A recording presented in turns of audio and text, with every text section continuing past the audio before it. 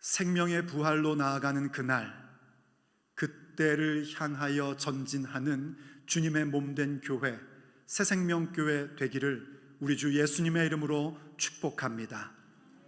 예수님의 생명으로 생명력 가득한 교회, 오직 예수님의 비전, 예수님의 인도하심만이 가득 찬 교회, 바로 우리들의 모습이 될 줄로 믿습니다.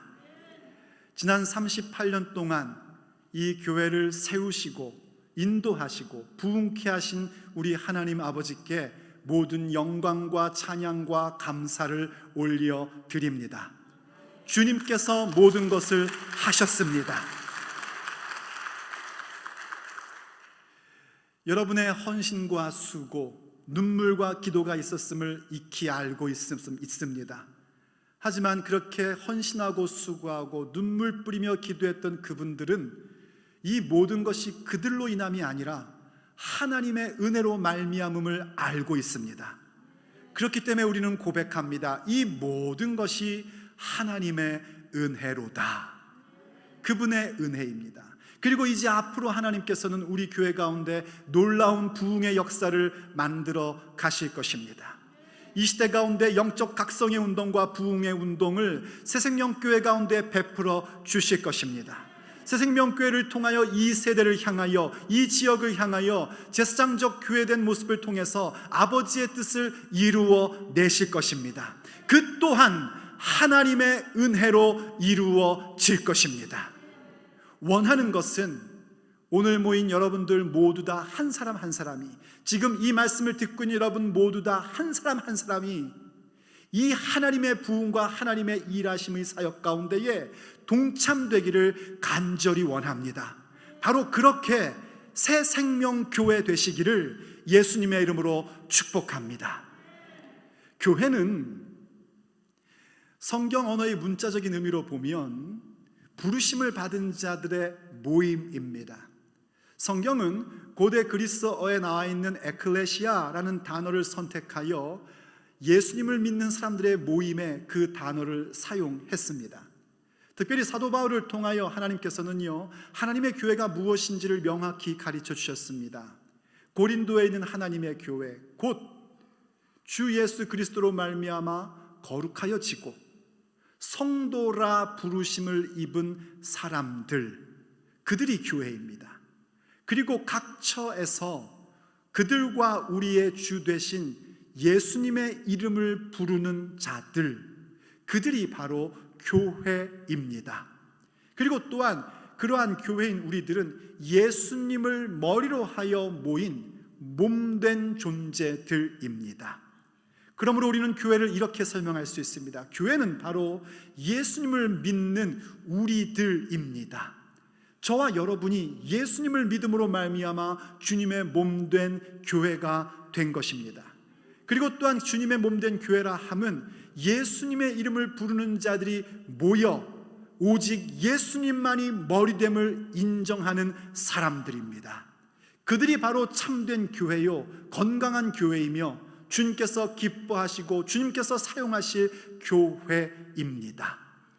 그렇기 때문에 새생명교회는 건강한 교회가 되어야 하고 주님께서 기뻐하시는 참된 교회이어야 합니다. 건강한 교회, 참된 교회는 언제나 예수님께서 누구신지, 그분의 권세가 무엇인지를 분명히 알고 그분을 믿을 때 우리가 어떤 존재이며 무엇을 향하여 추구해 나가야 될지를 항상 기억하는 교회입니다. 이번 38주년 기념 예배, 기념 주일을 맞이하여 아버지 앞에 예배드리며 어떤 말씀을 선포할까 기도하는데, 바로 이 요한복음, 우리가 요즘 듣고 있는 메시지인 요한복음 가운데에 주께서 우리 교회가 어디로 가야 될지, 어떻게 가야 될지를 말씀해 주고 계신 것을 깨닫게 되었습니다. 그래서 계속해서 요한복음 강론을 통하여 38주년을 맞이하는 우리들에게 주시는 주님의 메시지를 드리려고 합니다. 이 요한복음 5장을 통해서 예수님께서는 예수님이 누구신지 당신의 정체성을 분명히 밝혀주셨고 예수님에게 있는 권세가 무엇인지를 5장의 예수님의 직접 화법을 통하여 우리에게 가르쳐 주셨습니다. 예수님은 유일하신 하나님의 아들, 하나님의 사랑받는 유일한 아들이십니다. 그 예수님은 생명의 주권자이시고 심판하시는 분이십니다. 그렇기 때문에 우리는 그분께 우리의 삶의 모든 무게중심을, 내 삶의 최고의 우선순위를 둘 줄 알아야 합니다. 그것이 믿음입니다. 이러한 믿는 자들에게 예수님께서는 영생을 주셨고 사망에서 생명으로 옮겨 주셨습니다. 그러므로 교회는 누구인가? 사망에서 생명으로 옮겨진 바 된 존재들입니다. 다른 말로 하면 하나님의 자녀된 자들입니다. 다른 말로 하면 예수님의 몸이 된 존재들입니다. 바로 우리가 그러한 교회입니다. 그럴 때에 그렇게 사망에서 생명으로 건진 바 된 교회인 우리들은 과연 어떠한 존재로서 세워져야 되고, 주님은 우리가 그러한 교회로서 어떠한 교회로서 서기를 원하실까요? 오늘 본문 가운데서 주시는 메시지입니다. 주께서 기뻐하시는 교회, 건강한 교회, 하나님께서 기뻐하시는 타코마 새생명교회는 첫째로 생명이 있는 교회입니다. 살아있는 교회, 예수님의 생명으로 말미암아 생명력 가득한 교회, 넘치는 교회, 그것이 바로 타코마 새생명 교회입니다. 오늘 본문으로 돌아가 봅니다. 본문 25절에서 주님께서는 이렇게 말씀해 주셨습니다. 진실로 진실로 너희에게 이르노니 죽은 자들이 하나님의 아들의 음성을 들을 때가 오나니 곧 이때라. 듣는 자는 살아나리라. 이미 예수님께서는 그 앞에 24절에서 진실로 진실로 너에게 이른다 하고 말씀하셨었습니다. 예수님께서 진실로 진실로라고 말씀하실 때에는요, 이 말을 그리스어적으로 표현하면 아멘 아멘 이런 뜻입니다. 예수님께서 주의를 집중하라는 겁니다. 진실된 말씀을 줄 것이니까 너희들이 명심하고 들으라는 얘기예요. 그럴 때 24절에서 무슨 말씀을 하셨냐면, 예수님의 말씀을 듣고 또 예수님 보내신 이를 믿는 자들, 곧 예수님의 말씀을 듣고 믿는 자들에게는 영생을 주셨고 심판에 이르지 아니하고 사망에서 생명으로 옮겨졌느니라 하고 선언해 주셨습니다. 옮겨질 것이다 하신 것이 아니라 옮겨졌다 하고 선포해 주셨습니다. 그리고 이어서 하신 말씀입니다. 다시 한번 진실로 진실로 하시면서 주의를 환기시키고 집중하라는 겁니다. 그러면서 하신 말씀이 죽은 자들이 하나님의 아들의 음성을 들을 때가 오나니 곧 이때라. 듣는 자는 살아나리라 하고 말씀하십니다. 곧 예수님의 말씀을 들음으로 말미암아 죽은 자가 살아나는데 그 사건이 지금 현재 이루어지고 있다 하고 선언하시는 겁니다. 죽은 자들이 살아난답니다. 이때 죽은 자라는 것은 육체적으로 죽어있는 사람들을 의미하는 게 아닙니다. 이것은 영적으로 죽어있는 자들, 곧 예수님을 믿지 않는 자들, 하나님과 상관없는 자들을 가리켜 말하는 것입니다. 아니, 하나님 믿지 않는 자, 예수님 믿지 않고 하나님과 상관없는 자들도 잘 살고 있잖아요.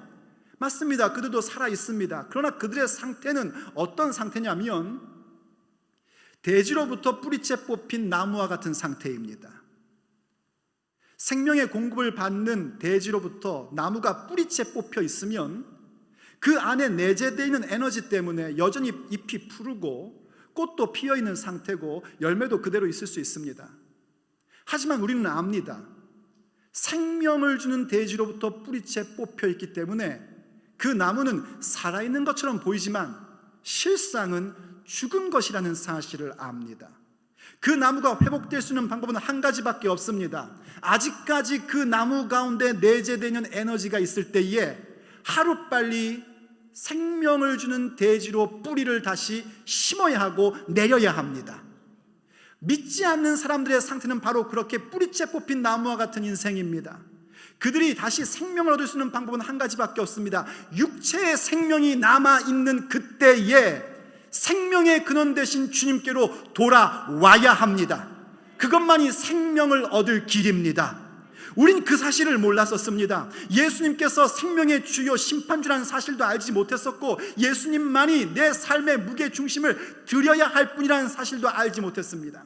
그러나 그 아들의 음성을 듣고 그 말씀을 듣고 믿는 자가 된 것입니다.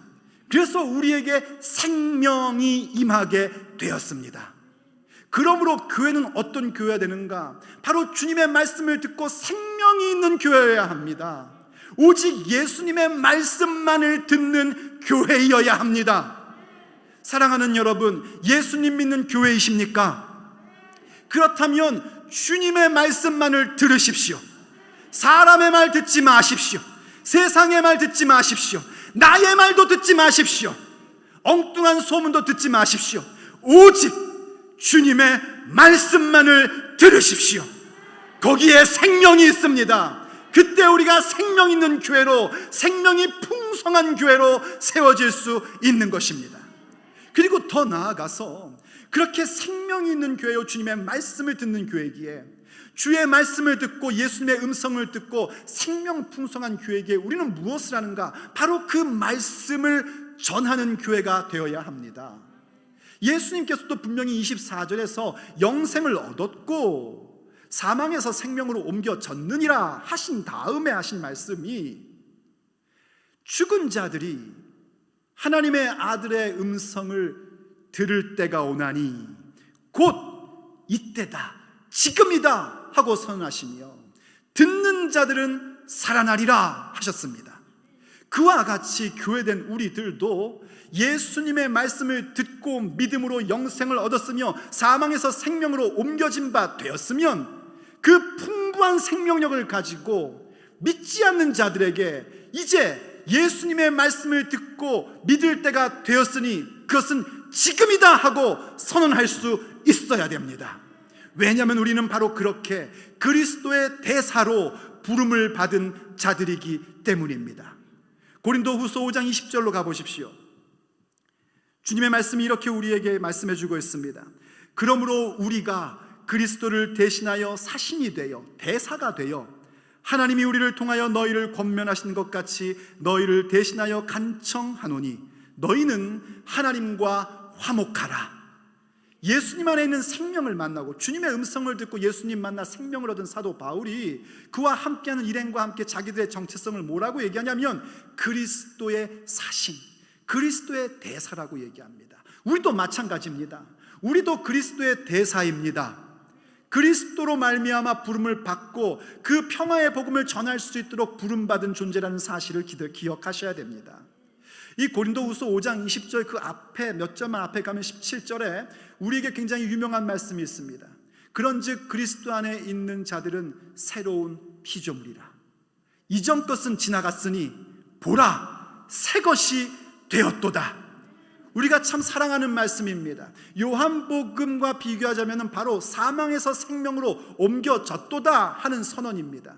근데 그 선언 이어서 나오는 말씀이 뭐냐면 이 모든 것을 하나님께서 이루셨고 하나님께서는 우리를 바로 그렇게 주님의 평화의 복음을 전하는 존재로 우리를 세우셨다는 겁니다.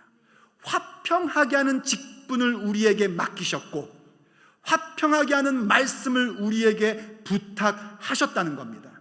그리고 방금 읽었던 20절의 말씀에서 우리가 그리스도의 사신이 되었다 하고 선언한 겁니다. 계속해서 이거 나가면요 6장 2절에 보면 이렇게 얘기합니다. 보라 지금은 은혜의 때요, 보라 지금은 구원받을 날이니라. 맞습니다 여러분. 지금은 은혜의 때입니다. 지금은 구원받을 날입니다. 내 안에 주님이 주신 생명이 있다면 우리는 당연히 나의 주변에 있는 사람들을 향하여, 이 세대를 향하여 보라 지금은 은혜의 때요 구원받을 날이로다 하고 예수님의 생명을 전하여야 합니다. 그게 바로 생명이 있는 교회, 주님의 생명으로 생명력 풍성한 교회입니다. 둘째로 새생명교회는 그러한 생명력이 풍성한 교회이기에 또한 예수님이 왕이신 교회입니다.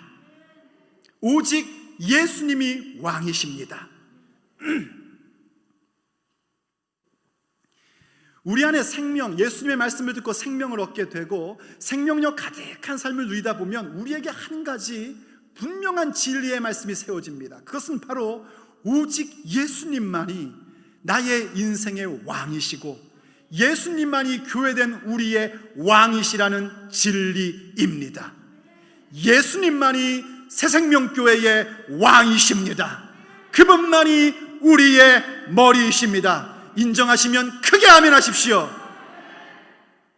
다시 본문으로 돌아가 보십시다. 26절부터 다시 한번 읽습니다.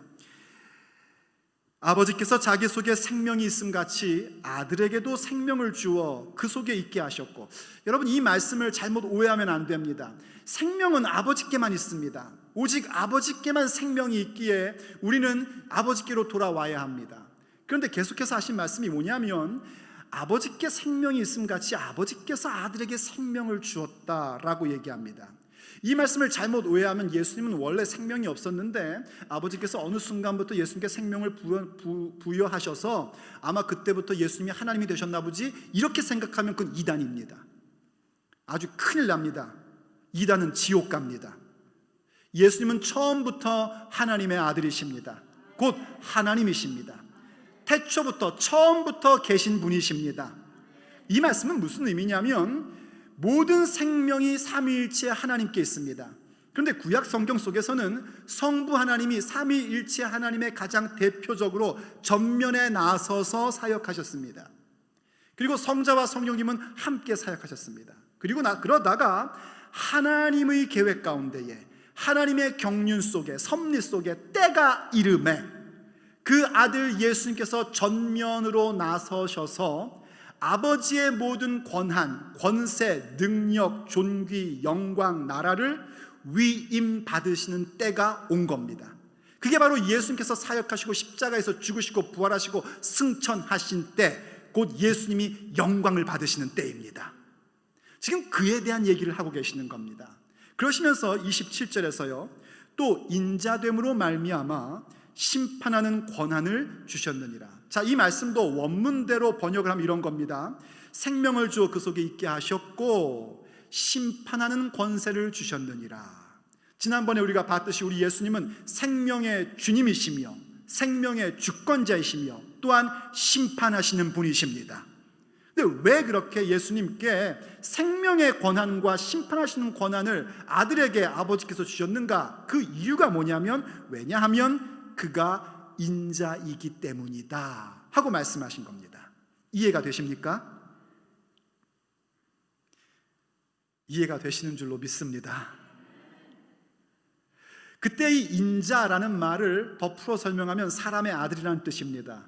그런데 이 사람의 아들이라는 의미는 예수님의 인성, 예수님의 사람 되심에 대한 것을 강조하는 차원 이상의 의미입니다. 이 인자라는 단어는요, 구약 성경에서 가지고 온 단어입니다. 우리가 다니엘서 강론을 하면서 이미 2번 살펴본 적이 있는데 저는 이것을 다시 보는 거에 게으르고 싶지 않습니다. 다니엘서 7장 13절 14절로 가보겠습니다. 다니엘서 7장 13절과 14절. 이 다니엘서 7장은 다니엘에게 하나님께서 마지막 때에 대한 환상을 보여주시는 그런 부분입니다. 그 환상을 보는 가운데 다니엘이 놀라운 걸 보게 됩니다. 내가 또 환상 중에 보니 인자 같은 이가 하늘 구름을 타고 와서 옛적부터 항상 계신 이에게 나아가 그 앞으로 인도되매. 자, 환상을 딱 보는데 사람의 아들 같은 이가, 인자 같은 이가 나오는데 구름을 타고 와서 옛적부터 항상 계시니, 이분은 바로 성부 하나님, 영원하신 하나님을 얘기하는 겁니다. 성부 하나님, 하나님 아버지 앞에 그 인자 같은 이가 앞으로 인도되었다는 겁니다. 무슨 일이 일어나는가? 14절을 봅니다. 그에게, 곧 인자 같은 이에게 권세와 영광과 나라를 주고 모든 백성과 나라들과 다른 언어를 말하는 모든 자들이 그를 섬기게 하였으니, 아버지 하나님께서 그 인자 같은 이에게 권세와 영광과 나라를 주고 모든 세상이 그 인자 같은 이 앞에 무릎 꿇게끔 만드셨다는 겁니다. 그러면서 하시는 말씀이 그의 권세, 곧 인자 같은 이의 권세는 소멸되지 아니하는 영원한 권세요, 그 인자 같은 이의 나라는 멸망하지 아니할 것이니라. 아주 어마어마한 말씀이 기록되어 있는 겁니다. 이때 그 인자가 누군가? 예수님께서 말씀해 주신 것입니다. 그 인자가 바로 나다 하고 말씀해 주신 겁니다. 다시 말해서 사실 구약 성경에 보면은요, 예수님께서, 곧 그리스도께서 구약에서도 활동하고 계셨고 여전히 계신 것을 곳곳에 보여줍니다. 근데 그 가운데 가장 확실하게 보여주는 게 이 다니엘 7장 13절 14절 말씀입니다. 바로 아들 예수님에게 하나님 아버지께서 그분의 경륜과 때가 되매 모든 권세와 영광과 나라를 아들 예수님께 이양해 주시고 모든 만물이 그분 앞에 무릎 꿇게 하시고 그분의 나라가 영원한 나라가 되며 그분의 권세는 소멸되지 않는 영원한 권세되게 하신 것입니다. 다른 말로 하면 예수님만이 왕이시란 말입니다. 그러므로 사망에서 생명으로 옮겨진 바 된 인생은 무엇을 기억하며 무엇을 새기고 사는가? 바로 내 인생의 왕은 오직 예수님 뿐이시다. 이 진리를 새기고 사는 것입니다. 예수님이 내 인생의 왕이요 우리 교회의 왕이시다 하는 것은요 그냥 우리의 선언으로 멈추는 이야기가 아닙니다. 예수님께서 왕이시라는 그 얘기는 다른 얘기가 아니라 내 삶의 비전, 내 삶의 방향, 그 모든 것은 오직 예수님의 비전, 예수님의 인도하심으로만 일구어 가겠다는 것입니다. 왕이신 예수님께서 내 인생의 모든 가치관과 모든 방향과 모든 인도하심을 장악하여 주시옵소서. 이것이 바로 예수님을 왕으로 모시는 것입니다. 그러므로 교회된 우리들은요 오직 예수님만이 왕이신 교회로 세워져야 됩니다. 다른 말로 하면 오직 예수님의 비전만이 성취되는 교회여야 합니다. 오직 예수님의 인도하심만이 가득 찬 교회여야 합니다. 목사 아닙니다. 담임 목사의 비전 아닙니다. 담임 목사의 계획 아닙니다. 담임 목사라는 것은 하나님께서 한 교회를 세우시고 질서 있게 인도해 가시기 위하여 그를 통하여 말씀을 주시고 기도하게 하시고 성도들로 하여금 영적 생활을 할 수 있도록 인도하는 리더로 세우신 것이지 자기 비전, 자기 생각, 자기 사정 알리라고 세워주신 게 아닙니다. 담임 목사가 그렇다면 그 외 목사님들은 뭘까요? 말할 것도 없습니다. 당회도 우리 교회의 왕권을 가진 자들이 아닙니다. 당회 장로라 하면 담임 목사를 도와서 하나님 나라의 사역을 위하여 하나님의 비전, 예수님의 비전이 어떻게든지 새생명교회 가운데 이루어지기를 위하여 모여 기도하고 섬기라고 세워진 것이지 그들에게 왕권이 있는 게 아닙니다. 교회 어른인 장로들이 그렇다면 권사님들, 집사님들, 성도들은 어떨까요? 마찬가지입니다. 우리들은 어느 누구도 새생명교회 왕이 될 수 없습니다. 새생명교회를 내 마음대로, 내 뜻대로, 내 입맛대로 그렇게 인도해 갈 수 없는 겁니다. 오직 예수님의 비전만이, 오직 성령님의 인도하심만이 이곳 가운데 왕권으로 발휘되어야 합니다. 인정하시면 아멘 하십시다. 그것이 새생명교회입니다. 문제는 뭐냐면요 우리가 참 못됐다는 겁니다.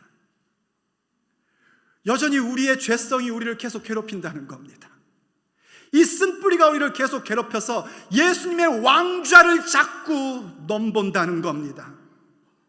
내가 왕 노릇하고 싶고 내 마음대로 뭔가를 하고 싶고 내 꿈과 내 느낌대로 뭔가가 이루어지기를 원하는 아주 그 못된 쓴뿌리가 자꾸 올라온다는 겁니다. 사랑하는 여러분, 그 모든 죄의 본성, 쓴뿌리를 대적하시기를 예수님의 이름으로 축복합니다. 그때만 우리 가운데 생명력 가득한 놀라운 사건이 일어날 수 있습니다. 그 쓴뿌리 조금만 틈만 주면 내 사정, 내 입장, 내 비전, 내 소원, 내 꿈이 드러나고 있는 그 나쁜 것, 그걸 제거하려면 우리가 항상 잊지 말고 유념해야 될 것이 있습니다. 그것은 바로 우리 예수님이 생명의 주권자이시지만 동시에 심판하시는 분이라는 겁니다. 언제 심판하시는가? 우리 주님 다시 오시는 그날 반드시 심판하십니다. 그리고 세 번째, 생명력 있는 교회요, 주님을 왕으로 모시는 교회는요 어떤 교회인가? 주님의 재림을 기다리고 기대하는 교회입니다.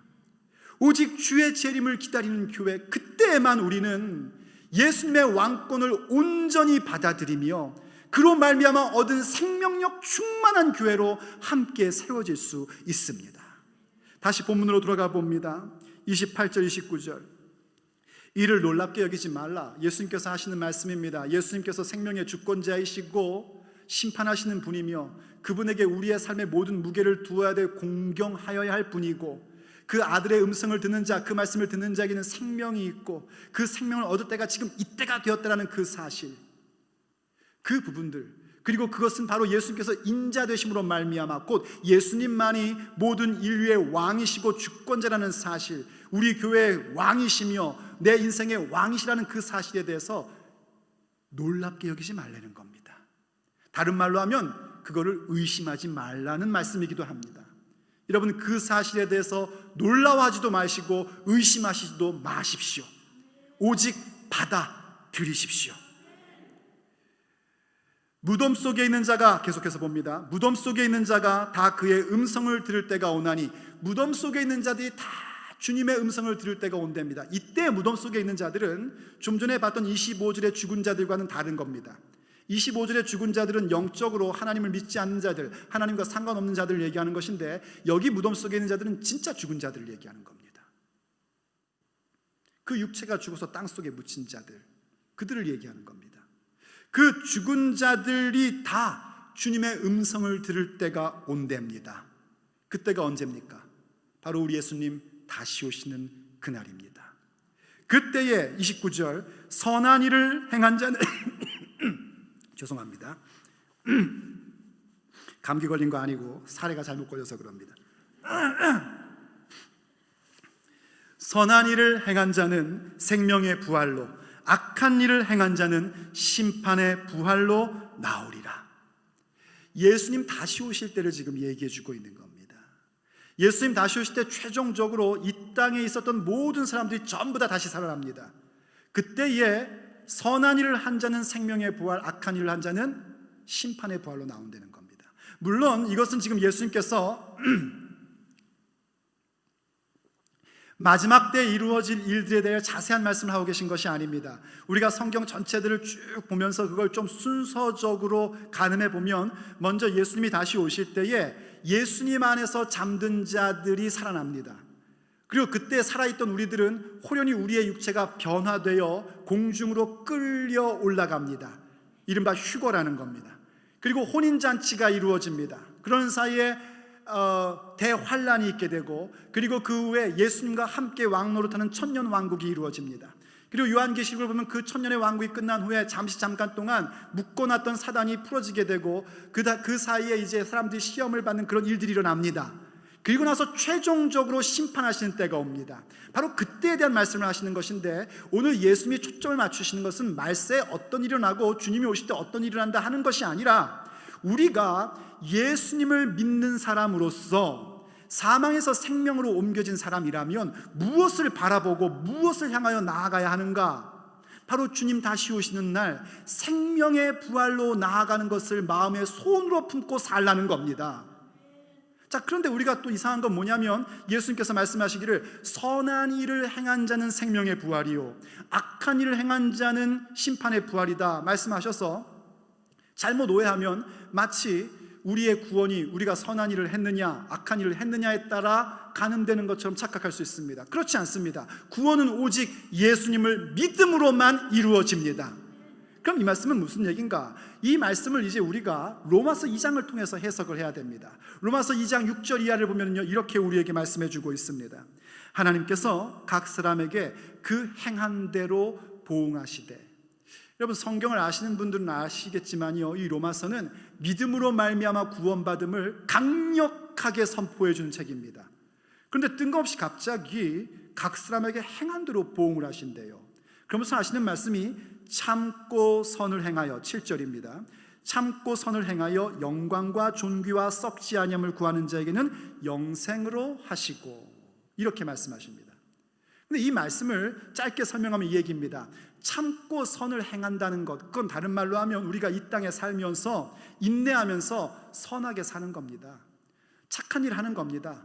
도덕적으로 잘 살아가는 겁니다. 이웃을 도우며 사는 겁니다. 그런데 그 참고 선을 행하는 목적이 어디에 있는가? 한글 성경은 얼른 이해할 수 없지만은요, 우리가 영어 성경이나 원문 성경을 보면 얼른 이해할 수 있는데, 참고 선을 행해서 무엇하려고 하는 거냐면 영광과 존귀와 썩지 아니함을 구하는 거란 말입니다. 영광과 존귀와 썩지 아니함은 누구에게만 있는가? 오직 예수님에게만 있습니다. 설명한다면 우리가 참고 선을 행하는 것, 도덕적으로 올바른 삶을 살고 이웃을 돕고 착하게 사는 이유는 내가 좋은 평판 받고 내 마음 편하려고 하는 거 아니란 말입니다. 그것을 위해서 한다면 그것은 하나님께서 원하시는 선과는 아무 상관없습니다. 그건 성경이 말하는 선이 아닙니다. 우리가 그러한 일들을 하는 이유가 무엇이냐면 바로 이렇게 지금 말씀하신 것처럼 영광과 존귀와 썩지 아니함을 구하는 것, 곧 예수님을 구하기 때문입니다. 예수님 믿는 믿음 때문에, 예수님 사랑하는 그 믿음 때문에, 예수님의 왕권을 받아들이고 사는 그 믿음 때문에 내가 인내하면서 선을 행하는 것입니다. 그러므로 그러한 자들에게 영생을 주신다는 것은 한마디로 짧게 얘기하면 예수님 믿는 자들에게 영생을 주신다는 겁니다. 그리고 예수님 믿는 자들은 예수님의 왕권을 인정하기 때문에 항상 인내하며 선을 행하면서 사는 겁니다. 그들에게 생명의 부활을 주십니다. 그러면서 계속해서 이렇게 말씀하시죠. 8절을 보면은요, 오직 당을 지어 진리를 따르지 아니하고 불의를 따르는 자에게는, 여기 당을 짓는다라는 말은 무슨 얘기냐면 자기의 이기심을 따라 모이는 걸 얘기하는 겁니다. 기도하려고 모이는 것, 우린 그걸 당 짓는다고 하지 않습니다. 제발 좀 기도하려고 모이십시오, 여러분. 부탁입니다. 말씀을 나누기 위하여 모이는 것, 우린 그런 걸 당 짓는다고 안 그럽니다. 말씀을 나누기 위하여 자꾸 모이십시오. 마스크하고 소셜 디스턴스 지키면서 모이십시오. 그리고 말씀을 나누고 함께 기도하십시오. 중보하며 기도하십시오. 아니, 다른 데는 다 가면서 왜 그런 말씀 나눔과 기도하는 모임은 갖지 않으려고 하십니까? 마스크, 제가 좁은 방에 막 옹기종기 모이란 얘기가 아닙니다. 다 마스크 하시고 소셜 디스턴스로 그 의자 떼어 놓으시고, 그리고 모여서 주의 몸된 교회를 위해 기도하고 이 시대를 위해 기도하고 주신 은혜를 나누고 그런 일들도 하시라는 겁니다. 그건 당 짓는 게 아닙니다. 당 짓는 건 뭔가 이기적인 마음으로 내 마음, 내 꿈, 내 원하는 것, 내 좋은 느낌을 위해서 모이는 것들입니다. 그게 당을 짓는 겁니다. 그런 당 짓는 자들은 어떻게 합니까? 진리를 따르지 아니하고 불의를 따르는 자가 되어서 그런 자에게는 진노와 분노로 하십니다. 그 뒤에 읽어보면요, 그러한 것이 첫째는 유대인에게요 둘째는 헬라인에게라, 그 얘기는 적용하면 우리 교회 오래 다닌 사람이든 온 지 얼마 안 된 사람이든 아무 상관이 없다는 겁니다.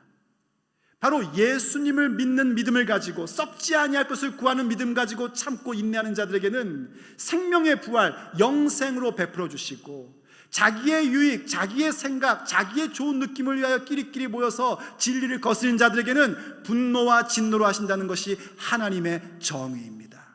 언제 그 일을 이루시는가? 주님 다시 오시는 날 그 일을 이루신다는 겁니다. 그래서 건강한 교회는 언제나 무엇을 생각하시냐면 심판주로 오실 예수님의 재림을 기다리고 기대합니다. 그것을 간직할 때 우리는 무엇을 할 수 있냐면 자주 나의 죄성으로 올라오는 잡초 같은 주님의 왕권을 넘보는 나를 죽일 수 있습니다. 날마다 죽을 수 있습니다.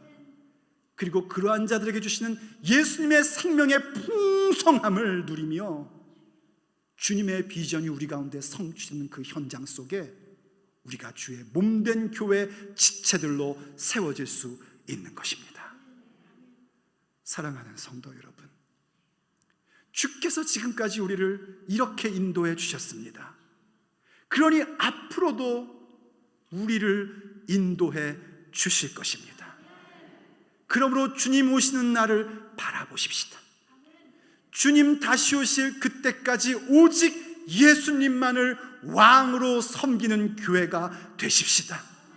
그로 말미암아 우리에게 주신 예수님의 생명, 그 생명력으로 풍성하고 넘치는 교회로 함께 세워지십시다. 주님 오시는 그날 심판의 부활이 아니라 생명의 부활로 나아가는 그 대열 가운데에 우리 모두가 함께 세워질 줄로 믿습니다. 기도하시겠습니다. 아버지 하나님, 오늘도 우리에게 말씀하여 주시고 우리에게 생명 있음을 깨우쳐 주시니 감사드립니다. 조금만 틈이 있고 조금만 기회가 있으면 내 비전, 내 생각, 내 계획, 내 느낌, 내 마음대로 하려고 하는 우리를 긍휼히 여기사 주님 다시 오시는 날을 기억하게 하시고 그때의 생명의 부활로 나아가고자 하는 그 열망을 주시니 감사합니다. 그러므로 오직 예수님만이 나의 삶의 왕이 되어 주시옵소서. 오직 예수님의 비전과 예수님의 인도하심만이 이 새생명교회 가운데에 완전히 장악되게 하여 주시옵소서. 그래서 주님의 생명으로 가득한 교회, 생명력 넘치는 교회로 이 새생명교회가 주님 오시는 그날까지 주신 사명 감당케 하여 주시옵소서. 우리 주 예수 그리스도의 이름으로 간절히 기도 올립니다. 아멘.